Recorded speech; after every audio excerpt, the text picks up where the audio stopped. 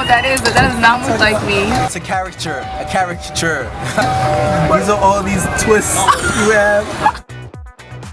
So Caleb and I met a couple years ago, around probably 2000s, as far as I can remember, and we knew each other in passing, and we saw each other at different events, but it wasn't until I was invited by her church to speak at a banquet that they were having, and it was kind of funny. She was doing a praise dance, and she was sitting next to me at the table where I was seated, and when she got up to go off and do the dance, a friend of ours, Daphne Ferdinand, she was actually sitting at the table right next to ours. You know, I turned to her and I told her, I was like, you know, that's like the cutest girl in here. And she like turned into a complete car salesman. You know, she comes from a great family, she's going to a good school. But I don't think he knew I was a high school senior at the time, and he was a first year law school student. she, you know, was obviously younger than me. I was like, come on, man, she's like, you know, a baby. So almost a year later, I was just online one day, you know, right before class started, and that's when Instant Messenger was like the big thing, and you know, I get a AIM request from Theodora 80-something, and I was like, who is this? And you know, it was obviously Dori. And Around December 20th, 2007, he asked me out for our first date, and it was amazing.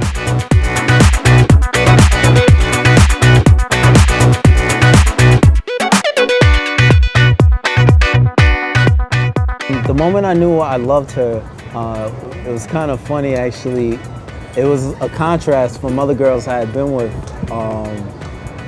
It was weird. Whenever I was in a relationship before, I just never saw it lasting. I always thought in the back of my head, like, you know, this is nice, you know, but you know, I wonder how this will end, or you know, I just never had that expectation that it would last.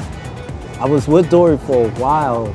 I want to say maybe a year and a half, and I remember dropping her off at home, and I was gonna give her a kiss, but it seemed natural to say I love you, but I was like, you know, I can't really say I like you. So I didn't say it, but I remember at that point, I realized, man, it's been a year and a half and it felt like a week. Like time kind of stood still. And that's when I knew that I loved her, and it was easy to say. The first time that I knew that I loved Caleb was actually our second date. We went to Bryant Park and we went ice skating. I fear ice skating. And the most embarrassing thing happened because I didn't put my ice skates on correctly. And so we were on the ice and we were skating, at least I was trying to skate. And he noticed that my buckles were unbuckled, and he's like, no, we need to stop. I'm like, why, what's wrong? And he's like, I need to help you buckle up your shoes. So we sit down and, you know, he's buckling up my shoes and I'm super nervous and I'm like, oh my God, this guy's touching my shoes.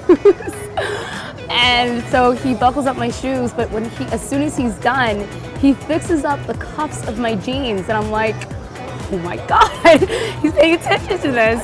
And I'm like, why are you doing that? He's like, because I want you to look cute. And I melted. I'm like, this guy really cares. He's so thoughtful.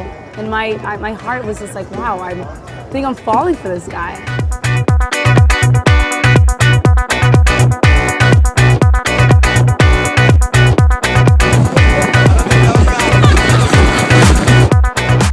The couple that inspired me to want to be married was the Huxtables. I love that they always seem young together. They always seem having a good time.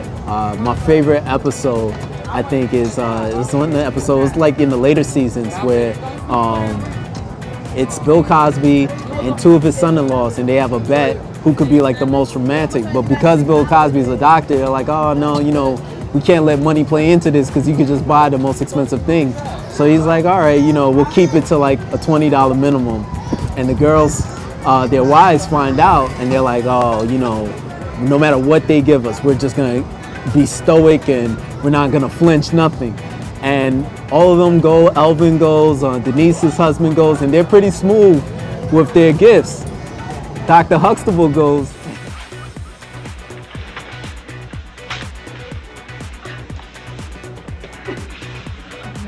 many years ago, a teenage boy very, very early in his teens, walked with his girlfriend. And they went to the drugstore to share a soda. And his girlfriend looked at a barrette made of wood with a glass stone in it. Cost about 50 cents. And she admired that barrette, but the young teenage boy had no money to buy it. However, for tonight's occasion, I was fortunate. I called and I found a collectible store that had one of these same wooden barrettes with the glass stone in the center. And so I feel that it's important for my bride who admired that barrette to open it and wear it tonight. You remember that? Yes, You called long distance for that barrette? yes, That's very sweet, Cliff. thank you. But I never wanted the barrette.